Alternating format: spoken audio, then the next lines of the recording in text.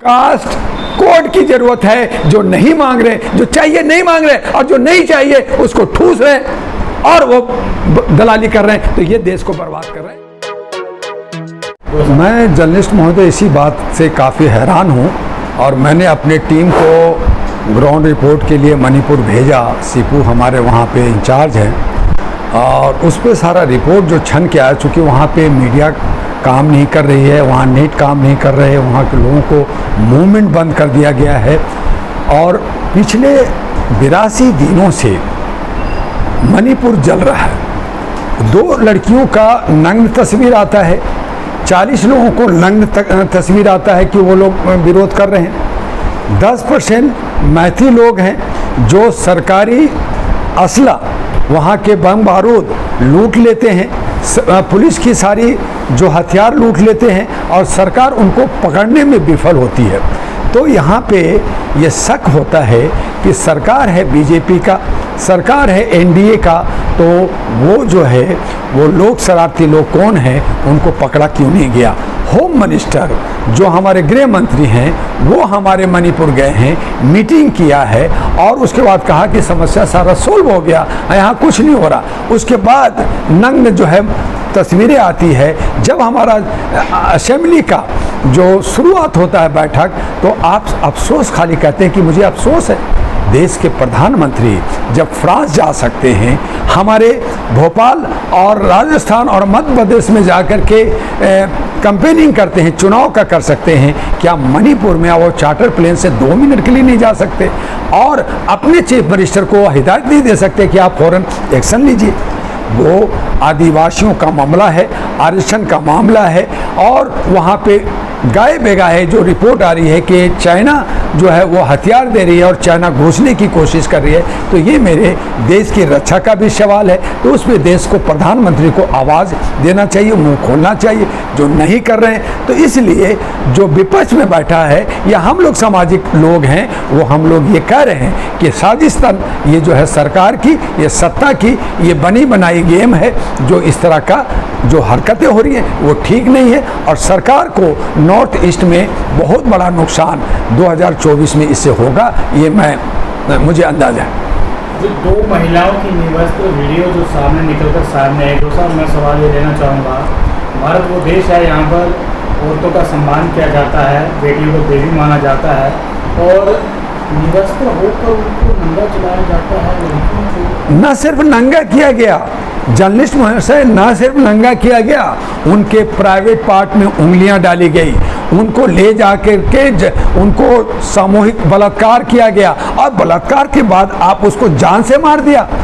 और 16 साल की लड़की और एक जो 60 साल की जो कारगिल में हमारे जो है सेना लड़ा, उसकी बीवी को आपने नंगा किया। हम कारगिल पे शान बघाड़ते हैं कि हम जो हमारे सैनिक ने हमारा जो खदेड़ दिया विदेशियों को, हम दूसरे देशों को हम आंख दिखाते हैं और उस सैनिकों के सम्मान के उनकी महिलाओं को सम्मान नहीं दे सकते। इस पर शर्म आनी चाहिए। और मैं कहना चाहता हूँ कि जो संसद में बैठे हैं तमाम महिलाएं, जो हमारे विधायिका में हैं, जो हमारे सरकार में बैठी हैं महिलाएं, वो हजारों लाखों में हैं, वो घर में बैठी हैं, वो चुपचाप बैठी हैं, ये तमाशा देख रही हैं। उनको सड़कों पे आना चाहिए था, उनको जो इस्तीफा दे देना चाहिए था, जो सांसद जो है उनको इस्तीफा दे देना चाहिए था कि ये शर्म की बात है कि हमारी जो समता का देश है, हमारी समानता का देश है, हम जो है प्यार और मोहब्बत, हमारी जो संस्कृति जो है, हम इज्जत और सम्मान देते हैं। हम अपनी महिलाओं को सरस्वती और गंगा और जो है काली और लक्ष्मी कहते हैं, हम पूजन करते हैं, उसको हम नग्न घुमाएंगे, ये ठीक नहीं है। इन सरकार जो आप वर्तमान सरकार में ही सबसे ज़्यादा बलात्कार की शिकायतें क्यों आ रही है भाई? पहले भी सरकार थी, ठीक है, आप कहते हैं पहले ऐसा हुआ, पहले ऐसा हुआ, गुजरात में हुआ, राजस्थान में हुआ। आप गुजरात राजस्थान मध्य प्रदेश की बात कर रहे हैं, चूँकि वहाँ चुनाव है और यहाँ चुनाव नहीं है तो यहाँ होने दीजिए। वहाँ का चीफ मिनिस्टर कहता है ये तो सैकड़ों ऐसी हादसाएं होते रहती है। अरे शर्म से डूब जाना चाहिए, मर जाना चाहिए। मणिपुर हमारे भारत का हिस्सा है, कश्मीर हमारा भारत का हिस्सा है। अगर कश्मीर और मणिपुर में या इम्फाल में या हमारा जो है सिक्किम में कहीं भी कुछ होता है तो हमारा जो है शान कम होता है, और उसके लिए हम हमारे सारे नौजवान, हमारे सारे महिलाओं को एकजुट होकर के आवाज़ उठाना चाहिए कि ये हमारे देश पर प्रहार है, हमारे लोकतंत्र पर प्रहार है, हमारी संप्रभुता पे प्रभाव है। हम जो एकता में अनेकता में रहते हैं उसे तोड़ने की जो साजिश है ये नहीं चलेगा, और इस पर आवाज़ उठनी चाहिए। मणिपुर एक शांतिप्रिय राज्य है, और दूसरा जिस तरह से वहाँ पर जो कम्युनिटी लड़ रही है वो आधुनिक हथियारों से लैस हैं। वो आधुनिक हथियार भारतीय सेना के पास भी मौजूद नहीं है, ऐसे हथियार लोग यूज़ कर रहे हैं, तो वो हथियार कहाँ से? जर्नलिस्ट महोदय, मैं रायपुर में था एक बार, और वहाँ पे मुझसे सवाल पूछा गया मीडिया में, प्रेस कॉन्फ्रेंस में, उसका बाइट मैं आप लोगों को दे दूँगा।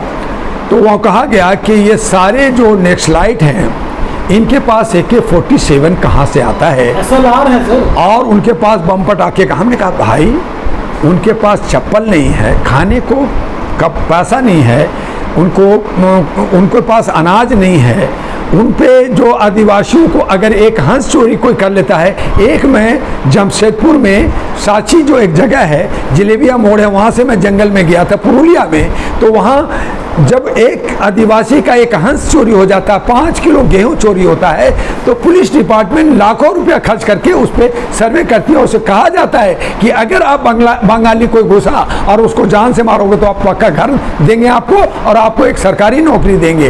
तो ये एग्जाम्पल इसलिए दिया कि आज मणिपुर जो पहाड़ी इलाका में रह रहे हैं, किसी तरह से वो लोग जीविका करते हैं, खेती करते हैं, लकड़ी से काम लेते हैं, कुछ सरकारी दान अनुदान से रहते हैं, कुछ मछली पालन करते हैं। आप उसको अशांति कर करके आग लगा रहे हो, और वो हमारा बॉर्डर है। सबसे बड़ी बात कि सुरक्षा का इलाका है, वहाँ से हमारा जो है बर्मा लगता है। जो बर्मा में जो हरकतें जो हो रही है, क्या आप मणिपुर में करना चाहते हो? तो ये ठीक नहीं है। तो सरकार को एक्शन लेना चाहिए। सरकार चाहेगी तो 5 मिनट में वहाँ शांति हो सकता है। जैसे हमारे सैनिकों ने कहा कि पाकिस्तान जो आंखें दिखाता है समय पे, अगर मुझे 24 घंटा समय दे दिया जाए तो पाकिस्तान को मैं आपके जेब में ला के दे दूंगा। नहीं लाना चाहते, क्योंकि सवाल उठता है कि अगर पाकिस्तान को ले लिया तो मुसलमान प्राइम मिनिस्टर ना कहीं हो जाए और मेरी प्रधानमंत्री छीन ना जाए, जबकि हमारे संविधान में लिखित है कि कोई मुसलमान प्रधानमंत्री नहीं हो सकता। डिप्टी प्राइम मिनिस्टर हो सकता है, राष्ट्रपति हो सकता है, लेकिन प्रधानमंत्री मुसलमान नहीं हो सकता। फिर भी लड़ाइए, डरे, क्यों डरे भाई? आप UCC ला रहे हो, ठीक है, लाइए, कानून आना चाहिए। वो UCC के मतलब होता है यूनिफॉर्म सिविल कोड, मतलब है एक कानून।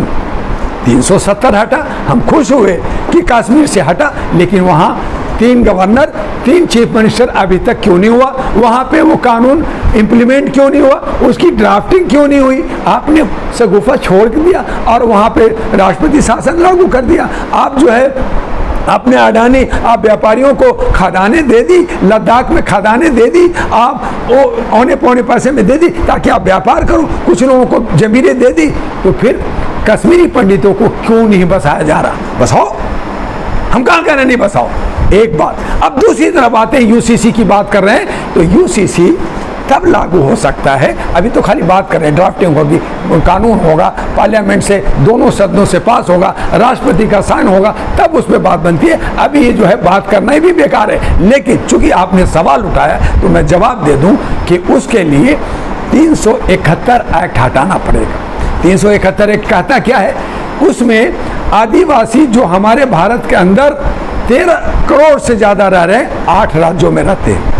क्रिश्चियन 3 करोड़ से ज़्यादा हैं, सिख 3 करोड़ से ज़्यादा हैं, मुसलमान कम्युनिटी 20 करोड़ से ज़्यादा है, जो आपकी जनगणना 2011 की कहती है। उस आधार पे सबका रहन सहन, खान पीन, शादी ब्याह, हर सिस्टम अलग है आदिवासियों का। जब वो कानून एक्ट नहीं हटेगा, 371 A, B, C, D, E ये सारे प्रावधान है, आप लोग कभी पढ़िएगा फुर्सत में। नहीं होगा तो मैं निकाल के, आजकल गूगल में, आजकल विकिपीडिया में, सब जगह आप निकालिए, पढ़िए। क्या प्रधानमंत्री नहीं जानते? तो वो जब नहीं हटेगा तो UCC पास कैसे होगा? तो ये शगुफा छोड़ करके आप लोगों को सामूहिक सामुदायिक लड़ाई करके हिंदू मुस्लिम को टारगेट बना के, मंदिर मस्जिद की टारगेट बना करके आप जो है मुख्य मुद्दा से हट जाते हैं, बेरोजगारी से हट जाते हैं, आप जो है भुखमरी से हट जाते हैं, नौकरी से हट जाते हैं, शिक्षा से हट जाते हैं, स्वास्थ्य से हट जाते हैं। कहीं नहीं बात होती है तो पाकिस्तान ये कर दिया, वो ये सब। अरे भाई, देश के अंदर हम गरीबी में जी रहे हैं, हम लोग जो है 25 लाख करोड़ का लोन हो गया अब जनता पे, वो सब कौन देगा?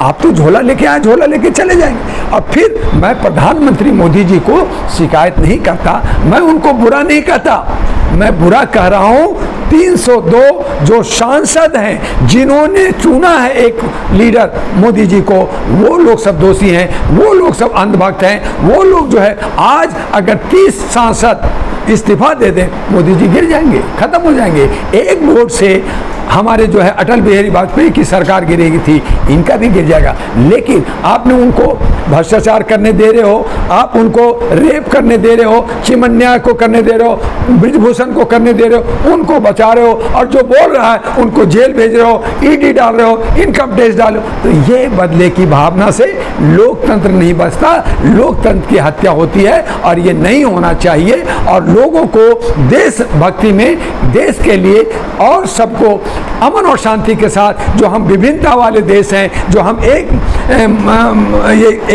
जो है बगीचे के तरह तरह फूल की सुगंध लेकर के जीने वाले लोग हैं, उनको मत बर्बाद करो, उनको शांति से रहने दो। विदेशों में आपको जो वाहवाही होती है वो प्रायोजित होती है, वो जो है मजा लेते हैं। आज बागेश्वर बाबा लंदन में भाषण दे रहे हैं तो लंदन वाले मजा ले रहे हैं कि ये लोग कितने अंधभक्त हैं कि पर्ची से ये तकदीर बना रहे हैं। और तो पर्ची से तकदीर बनना है तो पर्ची से मोदी जी को फिर से प्राइम मिनिस्टर बना दो, बात ही खत्म हो जाएगी। तो एक बागेश्वर बाबा को पकड़ करके और पर्ची निकाल के प्राइम मिनिस्टर चुनाव कराने की जरूरत ही नहीं है। क्यों अरबों खरबों रुपया खर्च करते हो? क्यों इतने सारे हंगामा करते हो? पर्ची निकालो, प्रधानमंत्री बन जाओ।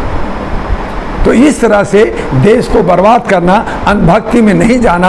आज बहुसंख्यक को अधिकार नहीं मिल रहा है, बहुसंख्यक अधिकार की बात कर रहे हैं, 85% की बात कर रहे हैं। मैं ब्राह्मण का भी शिकायत नहीं करता, मैं ब्राह्मण का भी विरोधी नहीं हूं, मैं हूं ब्राह्मणवाद का विरोधी। जो आडंबर फैला करके, जो गलत नीतियों को लेकर के, जो धर्म कर्म के नाम करके जो व्यवसाय कर रहे हैं, भिखमंगी कर रहे हैं, मैं उसका विरोध। मैं किसी ब्राह्मण का, मेरे बहुत सारे शर्मा वर्मा और बहुत सारे गुप्ता हमारे दोस्त हैं, मैं रोज दिन रात मिलते हैं, हम उनके साथ बैठते हैं। तो मैं ब्राह्मण का विरोधी नहीं हूँ, ब्राह्मणवाद का विरोधी हूँ। इधर अगर बहुसंख्यक में जो चोर उचक्के हैं, आतंक फैलाते हैं, बदमाश हैं, मुसलमान कहलाते हैं लेकिन गलत काम करते हैं, हम उसका विरोधी हैं। हम इस्लाम के विरोधी नहीं हैं। मुसलमान के अंदर जो चोर उचक्के लोग हैं, जो हमारे देश को तोड़ते हैं, जो हमारे अमन और शांति को तोड़ते हैं, हम उनको कहते हैं तुम इस तरह के आतंक ना फैलाओ, तुम इस्लाम को पढ़ो, तुम जानो कि इस्लाम इंसानियत सिखाता है, हमारा क्रिश्चियन जो है ह्यूमैनिटी सिखाता है, हमारा जितने भी हिंदू धर्म है, जितने भी सनातन जो भी धर्म हिंदुस्तान में है, वो मानवता सिखाता है। आप मानवीय मूल्यों के लिए बात करें। आप बना रहे हो एक एनडीए, यानी कि मेक इन इंडिया और ईस्ट इंडिया और शाइनिंग इंडिया, दूसरा बना लिया इंडिया ईस्ट इंडिया। अरे भाई, भारत की बात कौन करेगा? मैंने इनको कहा कि भैया इन लगा दो, इंडिया से इंडियन हो जाएगा। इंडियन का हिंदी होता है भारतीय, भारतीय कहो, हम भारतीय हैं, फिर हम साथ देते, फिर अच्छा रहो। लेकिन नहीं, हमें तो इंडिया ही पैटर्न पे जाना है। और हर जगह हम जो है तमिल लिखते हैं, इंग्लिश लिखते हैं, बांग्ला लिखते हैं, इंग्लिश लिखते हैं, मराठी लिखते हैं, इंग्लिश लिखते हैं। इसका मतलब ये हुआ कि पूरे भारत का जो हमारा राष्ट्रभाषा है वो इंग्लिश है। तो हिंदी के लिए क्यों रोते हो? हिंदी आपका, हमारे क्या भारत में राष्ट्रभाषा ही नहीं है, राजभाषा। तो पहले राष्ट्रभाषा बनाओ। फिर जो है हमने कहा यूसीसी को, मैं आखिरी आपको वक्तव्य दे रहा हूं कि यूसीसी को यूनिफॉर्म कास्ट कोड बना दो। एक कास्ट होगा, और वो कास्ट कौन सा होगा? भारतीय। सभी भारतीय कहलाएंगे। जो गरीब हैं उनको आरक्षण दो, जो गरीब हैं उनको सहयोग करो, उनको आगे बढ़ाओ। फिर न ये नाय, न दुनिया, न ब्राह्मण, न भूमियार, न जो है यादव, न मुसलमान, कोई लड़ाई नहीं होगी। सब एक हो गए और जो जिनको आरक्षण, जो कमजोर है उनको आरक्षण दो। तो हमें जरूरत है यूसीसी, मतलब यूनिफॉर्म कास्ट कोड की जरूरत है। जो नहीं मांग रहे, जो चाहिए नहीं मांग रहे, और जो नहीं चाहिए उसको ठूस रहे और वो दलाली कर रहे हैं, तो ये देश को बर्बाद कर रहे हैं। यही आपसे कहना है। जय हिंद, जय भारत।